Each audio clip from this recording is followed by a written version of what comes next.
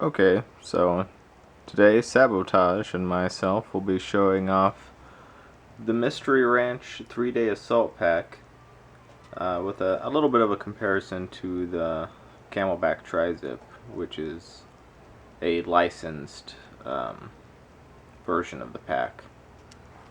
CamelBak licensed from Mystery Ranch. So this is the pack that I've been carrying for a month or so. I don't have a very good concept of time. It's a great pack. I really liked it. I saw this for sale on one of the forums, and I got it for a pretty decent price. I didn't really feel the need to get it before I actually went ahead and picked it up, but I think I'm pretty glad that I did. There are some slight differences that are, they're just different, and there are some that are better, and maybe some instances where I actually like what the TriZip had to offer a little bit more. But let's take a quick look at this. There are plenty of great videos on all the features that these two packs have to offer. RemIL77 has great reviews on both, so I'm not going to get as in-depth as he does because it's already there, and no need for me to repeat what he's already said. This is actually a Tactical Tailor horizontal E&E pouch. I thought it fit pretty well on the side PALS webbing that the Mystery Ranch 3-day assault pack has to offer. And I still feel that way. I still think this is a pretty good fit. Just have some random stuff in here, mostly first aid kind of stuff, some Surefire earplugs, some coinage in case I find a vending machine I want something out of, because I don't normally carry coins. On the other side, when I go to the gym, I take this carabiner off, hook my keys through it, well, just the car key. I'll leave my bag in the car.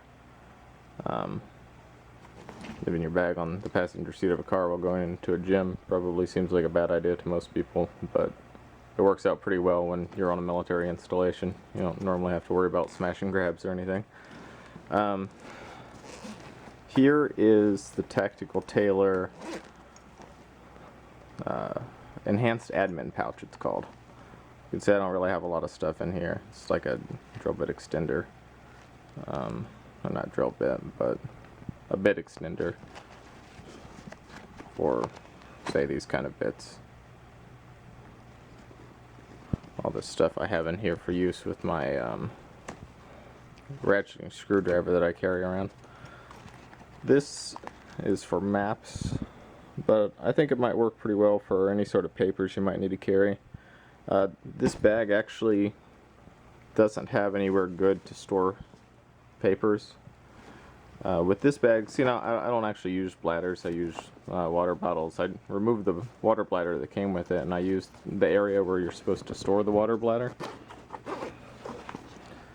I used that area there.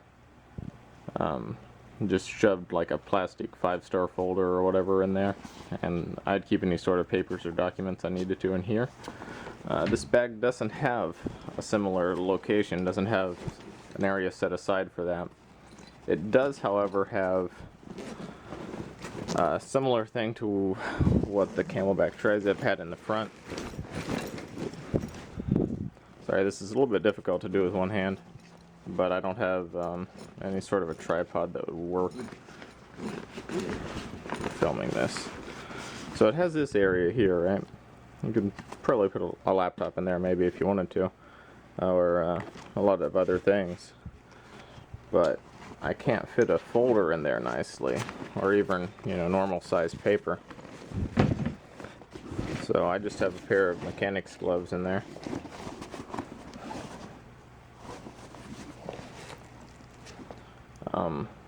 So for keeping papers, I think this would be, as long as you don't mind folding them lengthwise, I think this would be a good place to keep them, or if you're traveling, keep your itinerary and plane tickets, and I guess if you had a passport, well, no, passports are usually more book-like, huh? You can tell I don't normally travel international. if I were to, I don't know that I'd necessarily have a passport. So here's the inside of the pack. I have a triple aught design OP1 here. I saw some pictures on the same forum where I acquired the bag, where someone had rigged one of these up here.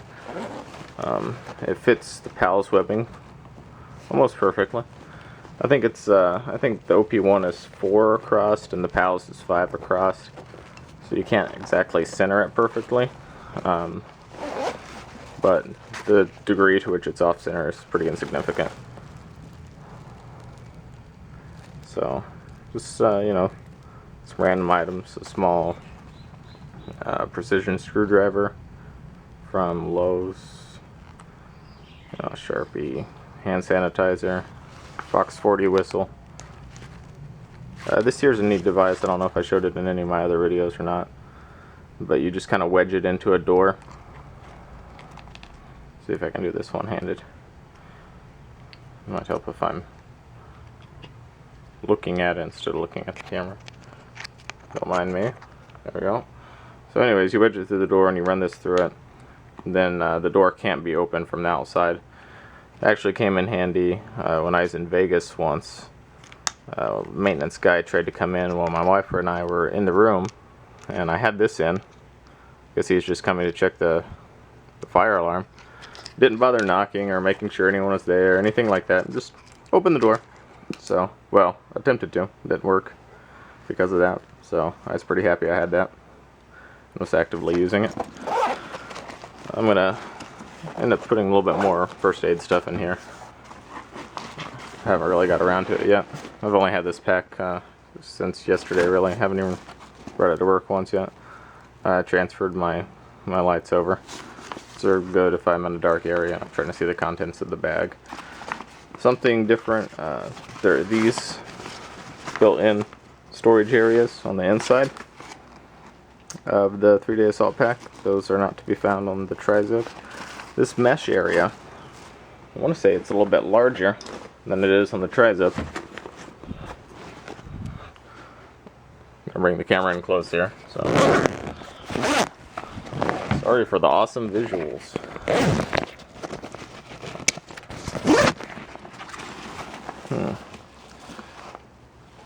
They may actually be really similar in size. This mesh is definitely lighter weight and feels more meshy. This here feels very stiff, and I have no doubt that it'd be very durable. They use the same material for the bottom of this top lid pouch. This here is it's very thick, but it's very soft and almost neoprene feeling. I'm not sure that it is neoprene, but it feels similar. On this pack, this top pouch, this whole thing here is one area. On this pack, there's actually like a small segregated area here that has a couple little slots. You could fit a pen or something similar in there, probably a notebook or something similar in there. The good thing is they don't really take up much space like in this manner, so if you don't want to use that pocket at all, it's not really going to interfere with how much storage space you have in here, which was a concern that I had, because I don't really see myself using this, certainly not as an admin area or anything.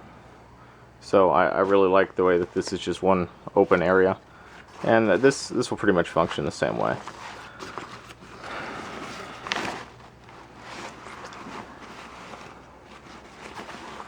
I think we're going to have to switch over and do a part 2, so I might as well cut it off here.